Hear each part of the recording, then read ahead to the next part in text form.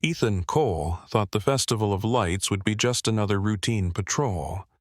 But beneath the fireworks and music, he found something far darker. A secret buried under Seattle's streets, a weapon designed to wipe out millions, and a betrayal that reached heaven itself. Why did his commander, the man he trusted most, protect the very evil he swore to fight? Why was a journalist marked for death just for chasing the truth? And what miracle turned a night of poison into a dawn of grace? What Ethan, his loyal German shepherd Gideon, and a fearless reporter uncovered would turn one city's brush with death into a story of faith, sacrifice, and divine intervention. Before we begin, tell me where you're watching from. Drop your country in the comments, and let's see how far this story of hope and God's power can travel. The night air above Seattle shimmered with heat and color, the kind born from thousands of lights clashing against the dark. Music throbbed through the heart of the city as the Summer of Lights festival reached its crescendo. Families cheering, lovers laughing, the world momentarily forgetting that evil, too, liked to hide in beauty. Detective Ethan Cole moved through the crowd wearing a black security jacket and an expression carved from stone. He was 38, tall and lean, his brown hair streaked with gray near the temples. His jaw was angular, covered with a few days of stubble that no longer bothered him. 5 years ago, he had smiled easily. That was before the explosion in Chicago, before he had watched his wife vanish into a cloud of smoke. Since then, Ethan had stopped believing in miracles, in love, in anything he couldn't see or touch. Only one creature had ever managed to pull him back from the edge: his dog.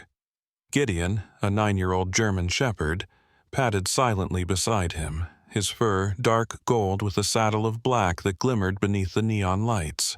His amber eyes were sharp, intelligent, always scanning, as if he saw ghosts in every shadow. To Ethan, Gideon was more than a canine partner. He was a reminder that loyalty could still exist in a world built on betrayal. The crowd pressed around them, vendors shouting, children waving glow sticks, the smell of roasted peanuts and rain-soaked asphalt mingling in the night air.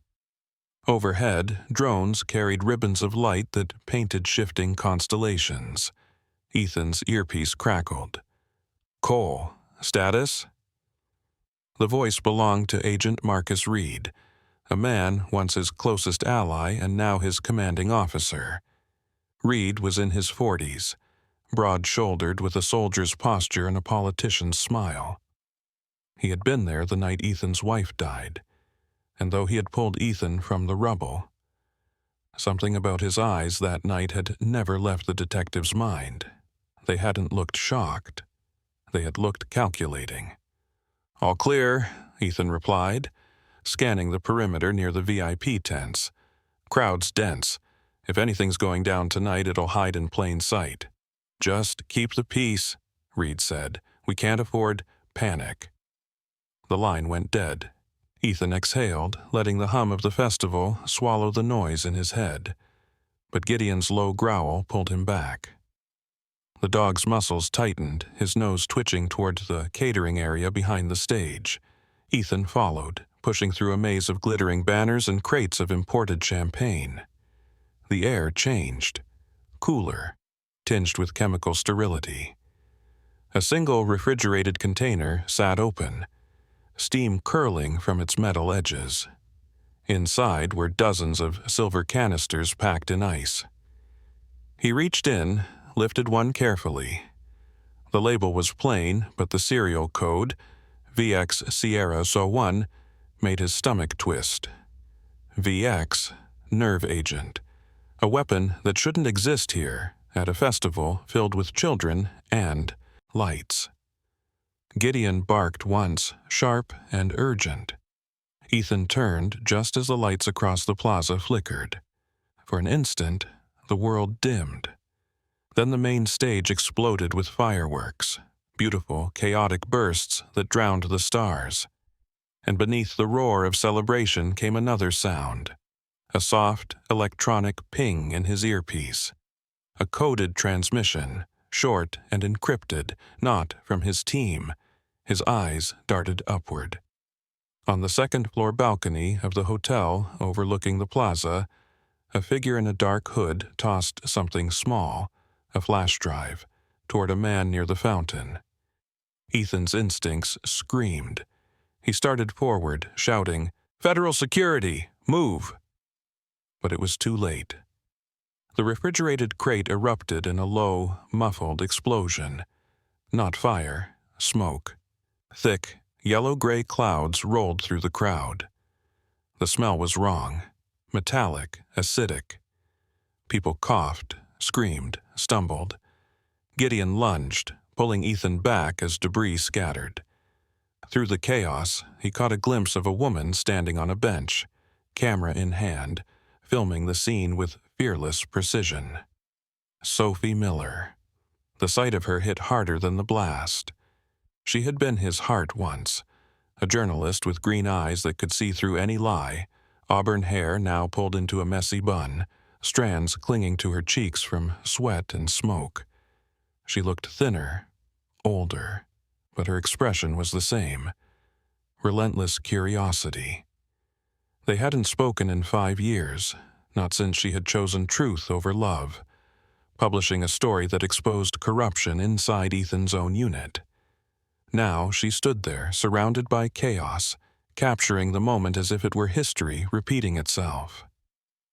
Their eyes met through the haze, just long enough for the past to surge back like blood through an old wound. A mixture of disbelief, sorrow, and something that might have been forgiveness flickered between them. "Ethan, stand down!" Reed's voice snapped through the earpiece. "Do not engage. We'll handle it our way." Ethan froze, watching as unmarked men in black tactical gear, too smooth, too fast, moved into the smoke, retrieving what looked like the same silver canisters he had just seen. "Handle it your way?" Ethan muttered. "Since when does the Bureau outsource to ghosts?" Gideon whined, tugging his sleeve, urging him to move. But Ethan couldn't. He watched as one of the tactical men passed Sophie, shoving her aside roughly. She stumbled, and the camera clattered to the ground. Something primal stirred in him, the part that still believed in protecting, in saving, in something sacred. He ignored Reed's order and pushed through the smoke. Gideon followed, barking once, fierce and clear, like a battle cry. Ethan grabbed Sophie's arm, pulling her behind a kiosk. "You shouldn't be here," he said. "And you shouldn't still be lying for them," she shot back, breathless, eyes blazing. For a heartbeat, the noise of the festival faded, and it was just them. The man who no longer believed in God and the woman who never stopped. Then the sound returned. Sirens, running boots, more shouts over the radio. Reed's voice again, colder this time. "Cole, back off. That was an order." Ethan looked towards the hotel balcony where the hooded figure had stood moments ago. Empty, gone. He felt the unease settle deep in his bones. This wasn't a random act of terror. It was a signal, a message sent under the cover of joy. The crowd would remember fireworks. But Ethan, he would remember the shadows between them. Gideon nudged his leg, eyes fixed toward the chaos still rising. And Ethan whispered almost to himself, "Whatever this is, it's just beginning." The concrete beneath the FBI's temporary command post still smelled faintly of oil and gasoline. Fluorescent lights flickered across the underground parking structure, bathing the improvised base in a sterile pallor. The air was heavy with the scent of coffee, wet asphalt, and anxiety. Outside, the muffled echoes of the festival above could still be heard. Laughter and sirens bleeding together into something that didn't sound like either. Detective Ethan Cole sat at a folding table beneath a buzzing light, his face drawn tight with fatigue. Beside him, his German shepherd, Gideon, lay coiled and alert, tail twitching with every echo of boots against concrete. The dog's fur caught the light like polished bronze, and his chest rose and fell in calm rhythm, the only thing steady in the chaos around them. Across from Ethan, Sophie Miller leaned over her camera, her fingers trembling slightly as she replayed the footage. She wore a gray field jacket over a wrinkled blouse, her auburn hair tied loosely but escaping in rebellious curls. Her eyes, sharp green, shadowed by sleeplessness, flicked between the screen and Ethan. "There," she said quietly, freezing the frame. The blurred image showed a hooded figure on the balcony tossing something down. A flash, no bigger than a coin, caught the light before vanishing into the crowd. "That's not a USB," she murmured, her reporter's instinct already working faster than her fear. "It's a military data key, the kind used with biometric chips." Ethan rubbed his temples. "You're saying someone used a bio-tracker to communicate?" Sophie nodded. "More like to signal. That chip isn't random. It's encoded. I've seen this signature before." Gideon suddenly barked, a deep sound that echoed through the garage. He moved toward a nearby trash bin, nose twitching with focus. Ethan followed, pulling on gloves. Inside the bin, buried beneath damp paper cups and discarded latex gloves, was a metal tag streaked with blood. The engraving read, VX Sierra 01. Ethan stared at it as if looking at a ghost. Sophie stepped closer, her voice trembling. "VX Sierra. I saw that in an old leak. A project tied to Damien Voss." At the sound of the name, Ethan's eyes hardened. Damien Voss, the billionaire CEO of Vanguard Biotech, a man celebrated in glossy magazines for his humanitarian foundations and whispered about in classified briefings for his black market deals. Tall, silver-haired, always in immaculate tailored suits, Voss exuded charm that could fool senators and priests alike. But those who'd worked with him knew there was something reptilian behind his calm smile, something that didn't blink. Sophie's voice cut through Ethan's thoughts. "He's been testing VX derivatives and drone delivery systems at micro-disbursement tech. It was supposed to be banned years ago, but he's found a buyer." Ethan placed the tag gently into a sealed evidence, a bag. "You think Reed knows?" Sophie hesitated. "I think Reed is helping him." The words hung in the air like static. The memory of Reed's command, "We'll handle it our way," replayed in Ethan's head. His jaw clenched. Before he could speak, the metallic door to the garage creaked open. Agent Tom Reyes stepped in, a broad man in his late 40s with thick hands and a tired face. He had the look of someone who'd seen too many case files end in gray areas. His black beard was flecked with white, his tie loosened. "Cole," he said gruffly, "Reed wants your preliminary report, now." His eyes shifted briefly to Sophie. "She's not supposed to be here." "She's a witness," Ethan replied flatly. Reyes snorted. "She's a reporter, Cole. That's not the same thing." As Reyes left, Sophie whispered, "He's Reed's man." Ethan didn't respond. He stared at the metal tag again, turning it between his gloved fingers. The blood on it had dried to a rust-colored crust, like something that had been handled in a hurry. Something, or someone, had gone very wrong tonight. Hours passed. The garage emptied until only the hum of the generators remained. Sophie sat in silence, her head resting on her arms, camera still clutched to her chest. Gideon lay at Ethan's feet, his steady breathing grounding him. Ethan finally stood, walked to the far corner where his black sedan waited. He leaned against the hood, staring into the dim light above. His reflection on the windshield looked older than he remembered. Hollow eyes, lines carved by loss and duty. He thought about Reed's smile, about Voss's empire of laboratories dressed as charities, about Sophie's unyielding faith in truth. And then, against the grain of his logic, he thought about God. Not as a savior, but as a silent witness who refused to intervene. "If you're there," he whispered, "you picked a hell of a time to stay quiet." Gideon approached, resting his head on Ethan's thigh. His amber eyes met Ethan's, calm and unwavering. The dog's presence felt almost divine, not because of miracles, but because of what he represented: trust, instinct, and the purity of purpose Ethan had lost. Something in Ethan's chest loosened. For the first time in years, he spoke the name he had abandoned. "Lord," he murmured, the word foreign yet familiar. "If she's right, if this is more than politics, then help me see it." Above them, thunder rolled faintly, though the night was clear.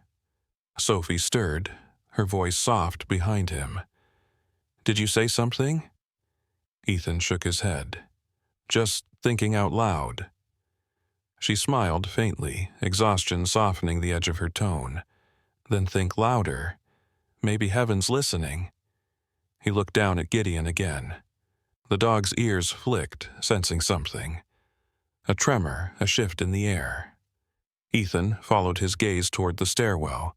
A faint red light blinked there. Motion sensor. Tripped. "We're not alone," he said quietly. He drew his pistol, motioning Sophie to stay behind the car. Gideon tensed, eyes locked on the darkness. A silhouette appeared at the top of the stairs. Not Reed, not Reyes. A young man in tactical black, carrying a briefcase, his face pale beneath the flicker of emergency lights. He dropped the case, raised trembling hands. "They sent me to deliver this," he said, hoarsely. "To Agent Reed. He said it was insurance." Ethan approached slowly, gun steady. "What kind of insurance?" The man's voice broke. "The kind that kills cities." Before Ethan could stop him, the courier turned the gun on himself and fired. The shot echoed through the garage like a curse. Sophie gasped. The briefcase lay open, a red light blinking inside. Another encrypted chip, smaller than a thumbnail, marked VX Sierra AO2. Gideon barked, low and mournful, as Ethan crouched over the dead courier. For the first time that night, Ethan felt something stir in the depths of his chest. Not anger, not fear, but the certainty that this was only the beginning of something holy and terrible. Rain hammered the streets of Seattle as midnight fell, washing neon reflections into the black puddles that pooled around the old exhibition district. Beneath it, far below the noise of sirens and laughter, a different world breathed, damp, metallic, and secret. Detective Ethan Cole crouched inside a service tunnel, the beam of his flashlight cutting through the dust-filled air. His shirt was torn. His left shoulder grazed from the earlier fight in the garage, but he moved with steady purpose. Gideon, his German shepherd, padded beside him. Ears pricked, muscles taut. The dog's fur was slick from the moisture dripping down the tunnel ceiling, yet his posture radiated confidence, the quiet courage of a soldier who feared nothing but his handler's pain. Behind them, Sophie Miller followed, clutching her camera tight against her chest. The faint tremor in her hands wasn't fear, it was anticipation. Her auburn hair, tied back, had escaped its knot. Dirt streaked her cheek, but her green eyes gleamed with the ferocity of someone who had chased truth too far to turn back now. "Signal's stronger here," she whispered, glancing at the small receiver Ethan carried. Its light pulsed like a heartbeat. The tunnel narrowed, leading to a steel door that looked older than the city itself. Rust mottled the edges, but the center bore a faded corporate logo still visible beneath grime. Property of Vanguard Biotech. Sophie exhaled. "Voss's signature," she muttered. Ethan pressed his gloved hand to the metal, feeling a faint hum beneath the surface. A generator still running somewhere deep inside. "They're still down here," he said, "and they're working overtime." He produced a magnetic drill from his bag, a tool he'd once sworn he'd never use again. It had belonged to his late wife, also an agent, before the day the explosion took her. He hesitated for a moment, not out of sentimentality, but guilt. Gideon nudged his knee softly, grounding him. "All right, boy," he whispered. "Let's do this." Sparks flew as the drill bit into the lock. When the seal finally gave, a gust of cold, sterile air poured out, reeking faintly of ammonia and decay. They stepped into a chamber that felt less like a laboratory and more like a tomb. Fluorescent tubes flickered overhead, revealing rows of containment tanks filled with colorless fluid. Floating inside were sealed vials labeled VX Sierra, their pale glow reflecting off glass walls. Drones, small, spider-like transport units, crawled along conveyor tracks, each carrying canisters marked with hazard symbols. "My God," Sophie breathed. "They're weaponizing the air itself." A voice echoed behind them. "Correction, Miss Miller. They're perfecting it." Ethan spun, weapon raised. Emerging from the shadows was Dr. Leonard Grayson, a tall, gaunt man in a white lab coat stained with chemical burns. His hair was thin and gray, his skin sallow like parchment, and his eyes, a sharp, feverish blue, held the zeal of a believer. Grayson had once been one of the government's top biochemists before disappearing after a scandal involving illegal pathogen trials. His career had ended in disgrace. His faith in science had turned fanatic. "You don't understand," he said, hands raised in mock surrender. "Voss is not creating death. He's creating control, a world purified by precision." "Where's Voss?" Ethan demanded. Grayson's lips twisted into a half-smile. "Far above you, as always, but he thanks you for the delivery. Agent Reed said you'd bring us the missing data." Ethan's stomach dropped. "Reed? What did he give you?" Grayson tapped the side of his head. "Everything he doesn't want Washington to know." Before Ethan could react, alarms blared, shrill, mechanical screams bouncing through the tunnels. Red lights flared overhead, bathing the lab in blood-colored pulses. "You've triggered the fail-safe," Grayson sneered. "They're coming." From the far side of the room, a reinforced door hissed open, and Reed entered, flanked by a squad of black-clad operatives. His expression was calm, almost weary, as if he'd already rehearsed the betrayal in his mind. "Put the gun down, Cole," he said. "You're out of your depth." Ethan kept the pistol steady. "You knew about this from the start. You're protecting Voss." Reed exhaled slowly, his eyes shadowed beneath the flashing lights. "I'm protecting stability. You think the public can handle what this is? VX isn't a weapon, it's leverage. You either control fear or it controls you." Sophie stepped forward, fury in her voice. "You're selling your soul for politics." Reed's gaze flicked to her, then back to Ethan. "You think she's clean? Half her sources were paid by Voss's foundations. We're all compromised, Cole. Don't act like you're the exception." For a heartbeat, Ethan faltered, just long enough for Reed's men to raise their rifles. Then Gideon barked, lunging at the nearest soldier. Chaos erupted. Bullets shattered glass tanks. Chemicals hissed as they met the floor. Ethan fired back, hitting a guard square in the chest. Sophie ducked behind a console, clutching the camera like a weapon of her own. She filmed everything. Reed shouting orders, drones collapsing, Gideon snarling through smoke. Ethan caught Reed's gaze one last time. "You're done," he said, and fired. The bullet grazed Reed's shoulder, sending him staggering. "Grab the data and run," Ethan yelled to Sophie. Gideon, blood spattered on his muzzle, bounded ahead, clearing the path toward the escape corridor. The air filled with smoke, and the acrid tang of VX residue. Sophie sprinted, clutching the data drive she'd ripped from a terminal. Behind her, Reed shouted, "Take her!" A soldier grabbed her arm, yanking her back. But Gideon hit him mid-step, teeth flashing. She stumbled forward, gasping, just as a deep mechanical roar shook the chamber. A black helicopter emerged through an opening in the ceiling, its rotors slicing the red mist.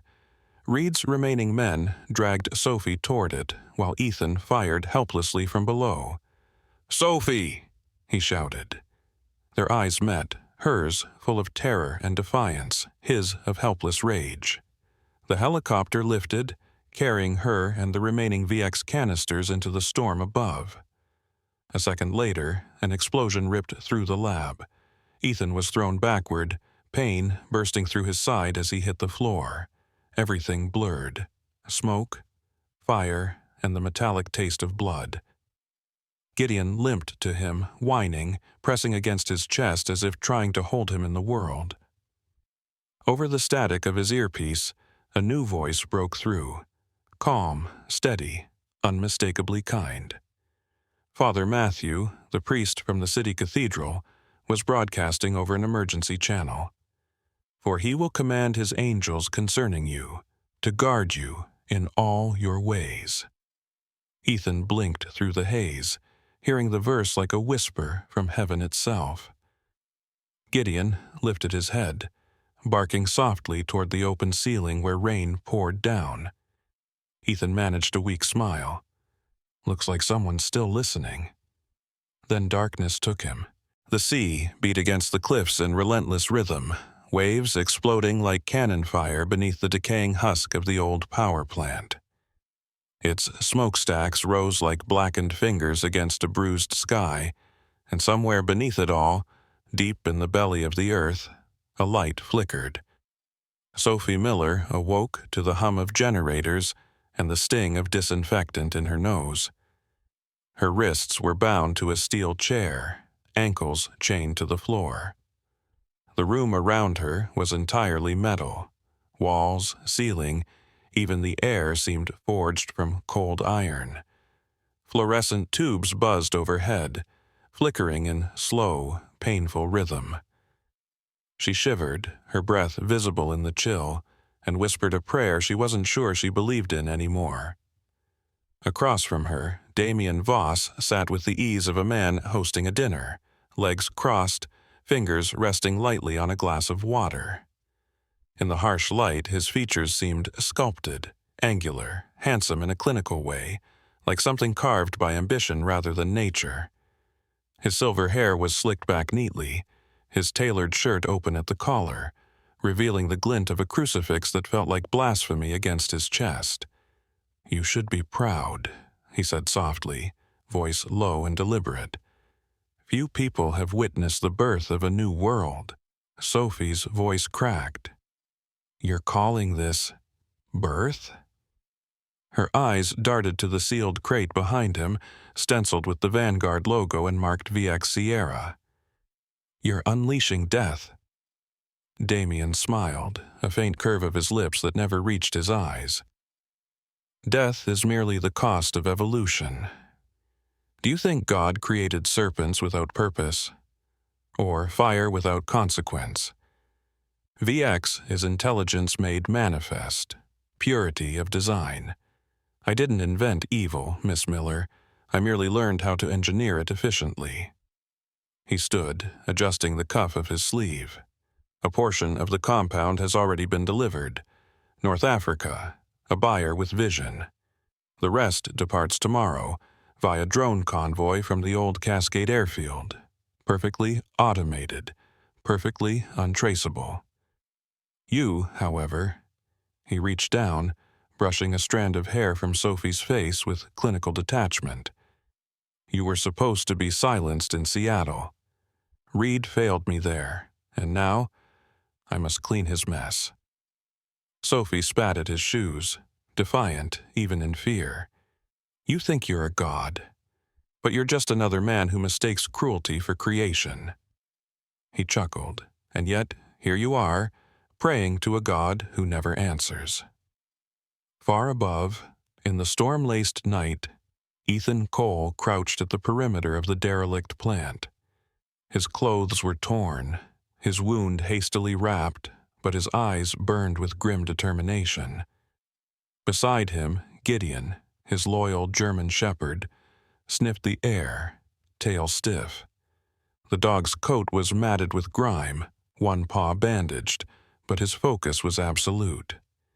He caught a scent, metallic, sharp, tinged with blood and chemical residue. Ethan followed, crawling through a maillard, corroded vent that led to a lower passage. The tunnel reeked of oil and rust, the air warm from hidden turbines. Every scrape of metal echoed like thunder. Halfway through, Ethan froze. A figure moved ahead. Elena Hart, one of Voss's technicians. She was tall, thin, with sharp cheekbones and a streak of gray cutting through her black hair. Her lab coat was smudged with oil, and her eyes held that familiar glaze of someone who believed in the machinery more than morality. "You shouldn't be here," she said, voice brittle. "You'll die for nothing." Ethan raised his weapon. "Maybe, but you'll die for the wrong side." She didn't flinch. "Voss promised a cure. VX is evolution. You wouldn't understand." Ethan's reply was a whisper. "You're right, I still believe in people." He fired once, clean and quick. She crumpled without sound. Guided by Gideon's nose, Ethan followed the airflow until he reached a locked steel hatch. The faint echo of voices came from beyond it, one of them unmistakably Sophie's. His pulse surged. He pressed a small charge against the hinge, closed his eyes, and mouthed a prayer. "If you're out there, let this work." Inside, Sophie's defiance was unraveling into trembling exhaustion. Damien moved to a console, checking his wristwatch. "Such a pity," he murmured. "You could have been part of history." Then, boom! The door exploded inward in a shower of sparks. Light flooded the room, Ethan's flashlight cutting through the haze. "Get away from her!" he shouted, firing. The bullet struck Damien's arm, sending the gun clattering. Gideon burst through the smoke, snarling as he slammed into a guard. Chaos erupted. Ethan darted forward, cutting Sophie's restraints. Her eyes filled with tears. "Ethan, I prayed you'd find me." His hands trembled as he freed her. "He heard you," he whispered. Damien, clutching his bleeding arm, staggered toward the control panel. "You think you've won?" He slammed his palm down on a red switch. Alarms wailed. A canister hissed open, releasing a thin white gas. "VX dispersal in 60 seconds, the mechanical voice announced. "Let's see if your god can filter air." Ethan's eyes widened. He grabbed Sophie, shouting, "Run!" Gideon barked sharply, leading the way toward the exit. They sprinted through a side corridor as steam burst from broken pipes, the gas curling behind them like pale fire. As they reached the final door, Damien's voice echoed faintly through the intercom. "You can't stop what's divine." Ethan kicked the release bar.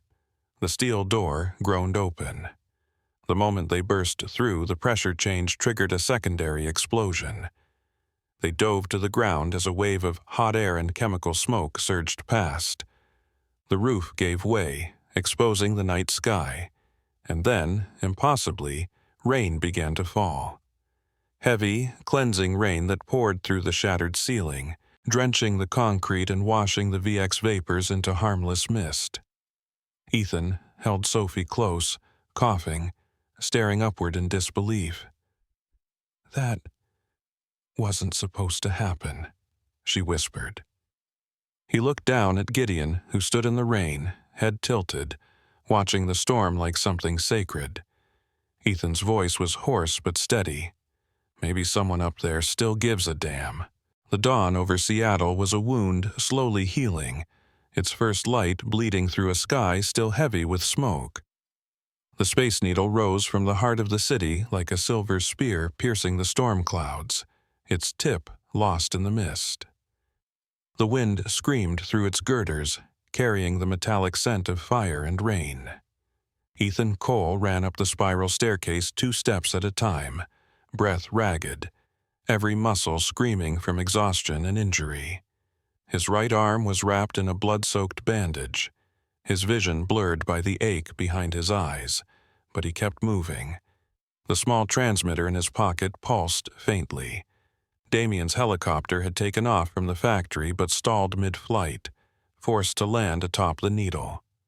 Behind him, Sophie Miller climbed in silence, camera still strapped to her shoulder, her auburn hair whipped in the wind, her clothes torn, her face streaked with grime, yet her eyes held that same green fire that had survived captivity.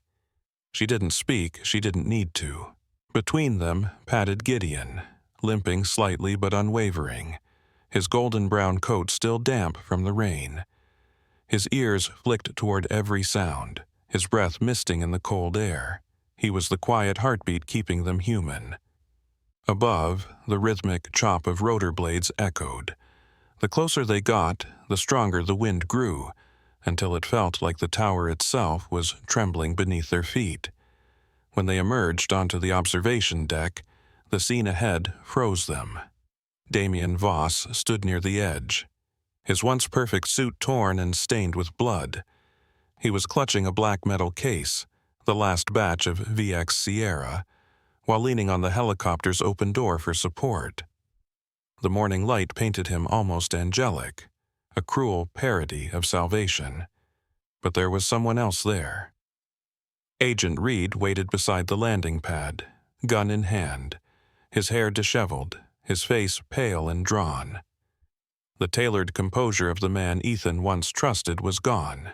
In its place stood a figure hollowed by greed. His blue eyes were bloodshot, jaw tight with the kind of desperation only betrayal can breed.